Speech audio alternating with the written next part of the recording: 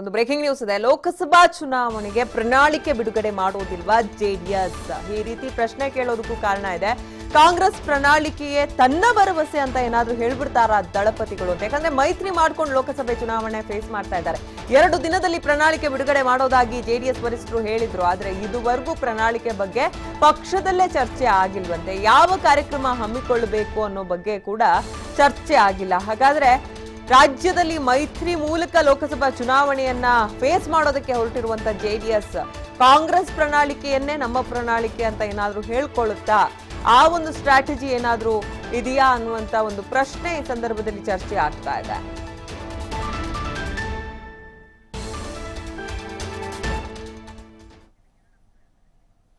ಇನ್ನು ಈ ಬಗ್ಗೆ ಮತ್ತಷ್ಟು ಮಾಹಿತಿ ನೀಡ್ತಾರೆ ನಮ್ಮ ಪ್ರತಿನಿಧಿ ಕಿರಣ.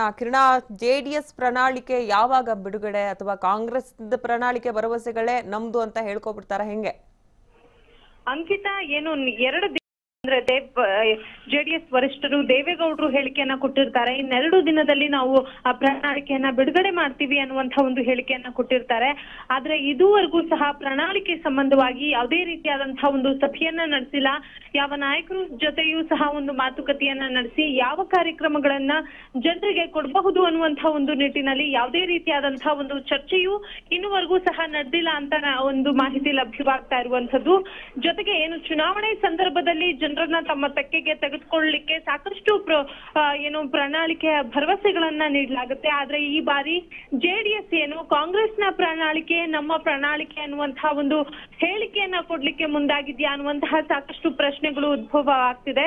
ಯಾಕೆಂತ ಹೇಳಿದ್ರೆ ಈ ಮುಂಚೆ ವಿಧಾನಸಭಾ ಚುನಾವಣೆಯಲ್ಲಿ ಏನು ಭರವಸೆಗಳನ್ನ ಕೊಡ್ಲಾಗಿತ್ತೋ ಆ ಭರವಸೆಗಳನ್ನ ಏನು ಮೈತ್ರಿ ಮಾಡ್ಕೊಂಡ ನಂತರ ಏನು ಸಮನ್ವಯ ಸಮಿತಿ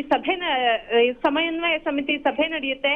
ಆ ಸಭೆಯಲ್ಲಿ ಕಾಮನ್ ಮಿನಿಮಮ್ ಪ್ರೋಗ್ರಾಮ್ ಅಂದ್ರೆ ಎರಡೂ ಪಕ್ಷದ ಅಂದ್ರೆ ಕಾಮನ್ ಆಗಿರುವಂತಹ ಒಂದು ಪ್ರಣಾಳಿಕೆಗಳ ಯೋಜನೆಗಳು ಏನಿದೆ ಅದನ್ನ ಒಟ್ಟಿಗೆ ಸೇರಿಸಿ ಇದನ್ನ ನಾವು ಜನರಿಗೆ ಕೊಡೋಣ ಅನ್ನುವಂತಹ ಒಂದು ನಿರ್ಧಾರಕ್ಕೆ ಬಂದಿರ್ತಾರೆ.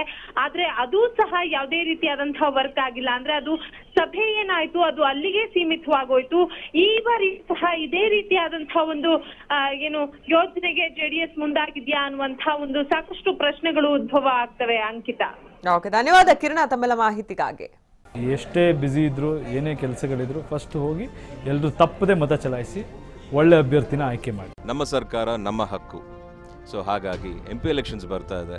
ನಾನು ವೋಟ್ ಮಾಡ್ತಾ ಇದ್ದೀನಿ, ನೀವು ಸಹ ವೋಟ್ ಮಾಡಿ ಈ ಒಂದು ಜವಾಬ್ದಾರಿನ ಸರಿಯಾಗಿ ನಿಭಾಯಿಸ್ಕೊಡಿ. TV5 ಅಭಿಯಾನದಲ್ಲಿ ನಾನು ಸಹ ಕೈ ಜೋಡಿಸ್ತಾ ಇದ್ದೀನಿ, ನೀವು ಸಹ ಕೈ ಜೋಡಿಸಿ.